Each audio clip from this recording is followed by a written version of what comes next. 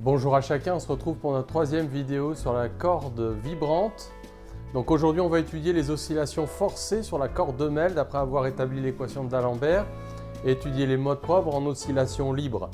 Donc l'expérience de la corde de Meld en oscillation forcée, c'est qu'on a un vibreur qui va exciter une extrémité de la corde en x égale 0 avec une oscillation donc en A cosinus oméga t, donc une amplitude A et une fréquence oméga, et l'autre extrémité est fixée. Donc d'un point de vue concret, on peut par exemple mettre une poulie à laquelle on fait suspendre une masse qui va rester immobile au cours des mouvements de la corde, et donc la poulie fait suivre la tension, donc qui est l'opposé du poids, et donc on peut considérer que la corde reste tendue avec une norme égale au poids donc, de la masse qui est suspendue à l'autre extrémité.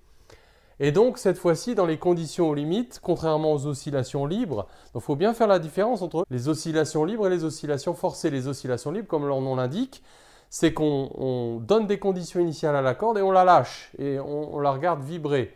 Un peu comme dans un régime transitoire en électricité, les oscillations libres, un circuit RLC, voilà, on fait un échelon de tension et on l'abandonne le circuit à lui-même. Et bien là, c'est un peu pareil. Mais les oscillations forcées qu'on va voir ici, c'est un petit peu comme quand on met un GBF avec une fréquence qui va obliger toutes les grandeurs du circuit sinusoïdal, I de T, U de T, donc à vibrer à la même fréquence que le générateur. Ce qui veut dire que ici, pour le vibreur qui vibre à la fréquence oméga, oméga n'est absolument pas nécessairement l'une des fréquences propres. Alors tu sais peut-être ce qui se passe quand on fait cette expérience. Par exemple, on augmente régulièrement la fréquence et quand la fréquence d'excitation devient égale à l'une des fréquences propres, eh bien on observe le phénomène très classique de résonance, c'est-à-dire que la corde va justement prendre la forme des modes propres à l'approximation près que on considère pratiquement que la vibration ici est d'amplitude très faible et qu'on a pratiquement un nœud donc en x égale 0, mais la corde va prendre donc la forme du fondamental pour la fréquence la plus basse, puis et d'ailleurs on retrouve donc les fréquences, les fréquences propres que l'on a calculées dans la vidéo précédente. Donc voilà, c'est une expérience très très importante pour visualiser tout ça. Alors, donc on est en oscillation forcée, et donc on va faire l'hypothèse que y de x et de t, c'est une onde stationnaire pour pouvoir satisfaire les conditions limites, parce qu'on a un nœud ici qui reste un nœud, donc on ne peut pas avoir d'onde progressive solution de ça. Ce sont des ondes stationnaires avec les ventres qui restent des ventres, les nœuds qui restent des nœuds au cours du temps pour une fréquence fixée.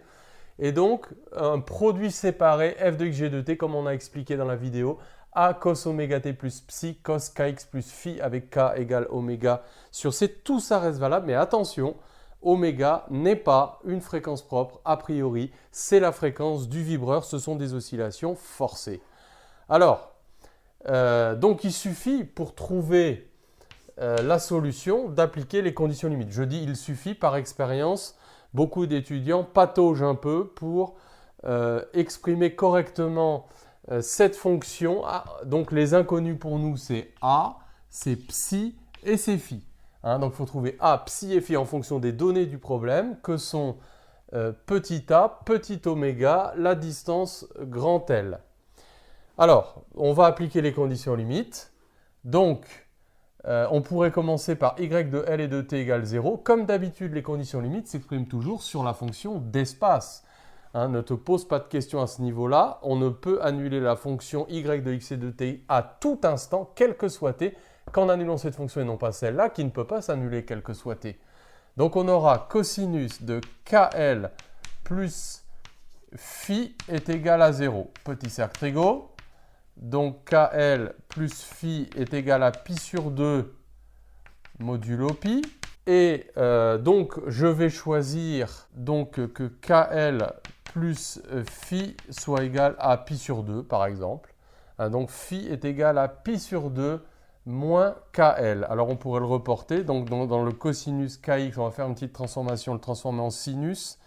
Donc phi, on a dit que c'était pi sur 2 moins KL. Donc cosinus est pair, ou même on peut le regarder comme ça. Cosinus de pi sur 2 moins quelque chose, c'est le sinus de ce quelque chose. Donc ça fait sinus de k facteur de L moins x. Je mets k en facteur. Voilà, j'ai donc fait une petite transformation après avoir appliqué cette première condition aux limites en x égale L. Alors maintenant, je vais me servir de ça pour me placer en x égale 0 et donc identifier en x égale 0. Donc je dois avoir a cosinus de oméga t plus psi. Donc là, je vais identifier toute la fonction après avoir transformé le cosinus et en fixant x égale 0. Donc sinus de KL doit être égal à a cosinus oméga t. Et ceci pour tout t. Donc la solution la plus simple, c'est de prendre psi égale 0, puisque dans ce cosinus, je n'ai pas de psi, et d'identifier l'amplitude. Alors il faut que je regroupe ces deux termes. Donc on aura a sinus KL est égal à petit a, ce qui nous permet de trouver grand A, qui vaut donc petit a divisé par sinus KL, et donc psi qui vaut 0. Et donc on réinjecte ça dans y de x et de t, donc petit a sur sinus KL, ça c'est grand A, cosinus oméga t, cosinus de sinus, pardon, on l'avait transformé, sinus de k facteur de L moins x. Donc là on retrouve les conditions aux limites, c'est toujours bon de le vérifier après coup. En x égale 0, sinus KL sur sinus KL, ça se simplifie, on retrouve a cos oméga t. En x égale L, le sinus va s'annuler.